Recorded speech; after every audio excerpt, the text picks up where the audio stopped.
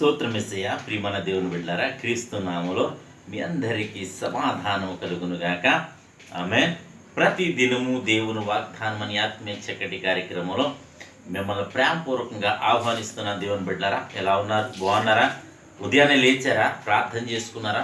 కాసేపైనా దేవుని వాక్యాన్ని మీరు చదువుకున్నారా? ఎందుకంటే మరి దేవునిలోనే మనకు భద్రత కనుక మరి చక్కటి వాతావరణం అనుగ్రహించి చల్లటి వాతావరణం, మరి వర్షం మరి నిన్నటి దినం నుంచి మరి పడుతూనే ఉన్నది కనుక ప్రతి ఒక్కరూ మరి ఆయన స్తుతించండి. ఇట్టి వాతావరణాన్ని దేవుడు అనుగ్రహించడాన్ని బట్టి మరి దేవాది దేవుని స్తుతించండి, ఘనపరచండి, అలాగే దేవునికి దగ్గరగా జీవించండి.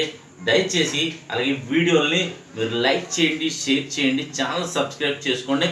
మీరు లైక్ చేయడం ద్వారా అనేక మందికి ఈ వీడియోది మరి యూట్యూబ్ వారు మరి ప్రమోట్ చేయడం జరుగుతుంది. తద్వారా మీరును సేవలో పాలి భాగస్తులు అవుతారు కనుక ప్రతి ఒక్కరూ ఈ వీడియో లైక్ చేయండి, షేర్ చేయండి, మరి ఛానల్ సబ్స్క్రైబ్ చేసి మీ కామెంట్లు కూడా మీరు తెలియచేయాలని తెలియచేస్తూ మీరు ఎదురు చూస్తున్నారు ప్రతి దినము దేవుని వాగ్దానం అని ఆత్మీయ చక్కటి కార్యక్రమంలో వాగ్దానాన్ని చదువుకుందని నేను చదువుతున్నాను.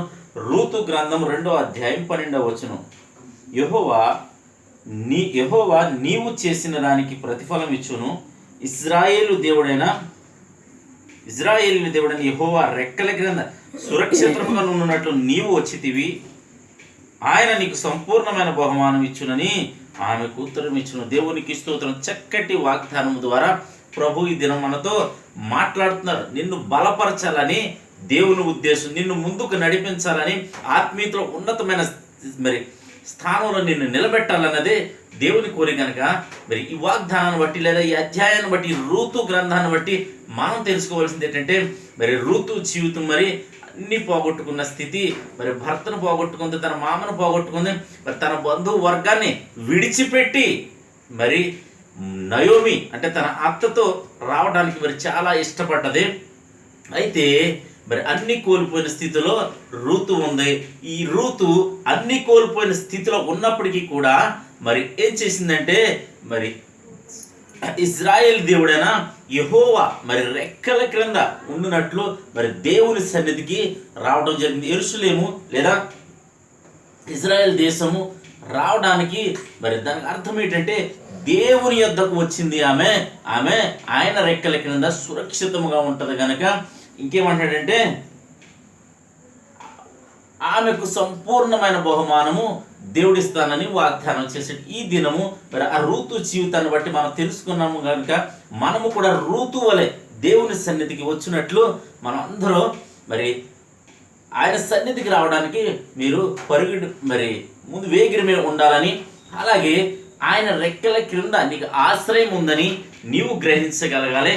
ఆయన మరి నీకు సంపూర్ణ బహుమానం ఇస్తాడు కనుక ఇచ్చినట్లు నువ్వు ఆయన సన్నిధికి రావాలి.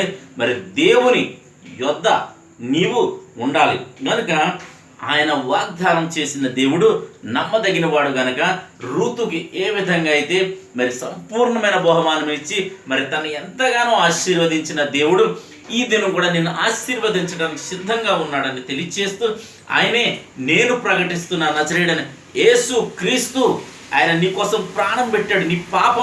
నీ పాపములు తీసివేసిన దేవుడు, నా పాపముల నిమిత్తం, నా బలహీనతల నిమిత్తం ఆయన ప్రాణం పెట్టిన దేవుడు గనుక ఆయన రెక్కల నీడలో మరి మన క్షేమంగా ఉంటాం, సమాధానంగా ఉంటాం, సంపూర్ణమైన బహుమానం పొందుతామని తెలియచేస్తూ ఈ దినం నీ పరిస్థితి ఏదైనా నువ్వు పర్వాలేదు, యేసయ్య చెంతకు రండి, ఆయన నిన్ను విడిపించబోతున్నాడు, నీకు సంపూర్ణమైన బహుమానం ఇవ్వబోతున్నాడు, నిన్ను సురక్షితముగా నిన్ను ఉంచబోతున్నాడు అని తెలియచేస్తూ దేవుడి మాటలు దీవించునుగాక.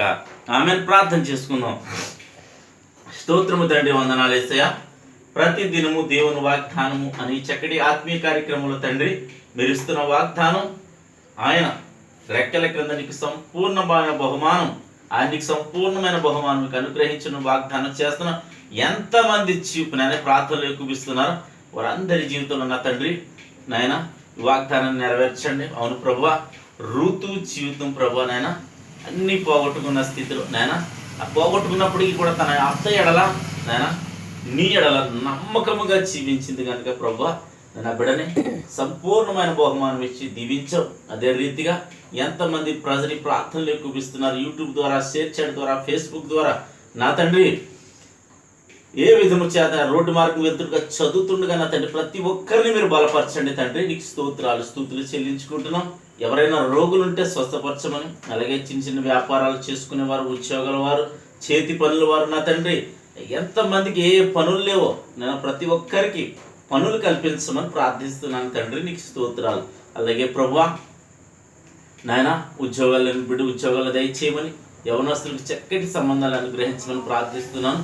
ఆయా రీతిలుగా ఏ వ్యాధి చేతనే నన్ను బాధపడుతుంటే వారిని విడిపించండి, ఏ శ్రమలోన్నా విడిపించమని ప్రార్థిస్తున్నాను తండ్రి. నీకు స్తోత్రాలు. అలాగే నా ప్రభువా ఈ దినం పెళ్లి రోజున పుట్టినరోజులుగా జరిపించుకుంటున్న ప్రతి బిడ్డకి నీ కాపుదల, నీ క్షేమము, సమాధానం చెట్టుకు మంచున్నట్లు మీరు వారికి తోడుగా ఉండమని ప్రార్థిస్తూ వాగ్దానం వారి జీవితంలో నెరవేర్చమని, ఈ దినం నీ బిడ్డలు చెయ్యి ప్రయాణాల్లో, ప్రయత్నాల్లో, రాకపోకల్లో, ఉద్దేశాల్లో సమస్తములో మీరే తోడండి, మహిమ పొందమని యేసు నా పెట్టడుచున్నాను మా పరమ తండ్రి. ఆమేన్. నేను నమ్ముతున్నాను ప్రియమంది వెళ్ళారా, ప్రభు మీతో మాట్లాడారని నమ్ముతున్నాను కనుక ఈ వీడియోని దేవుని నిశ్చితం మీకు ఇష్టమైతే లైక్ చేయండి, షేర్ చేయండి, ఛానల్ సబ్స్క్రైబ్ చేసుకోండి.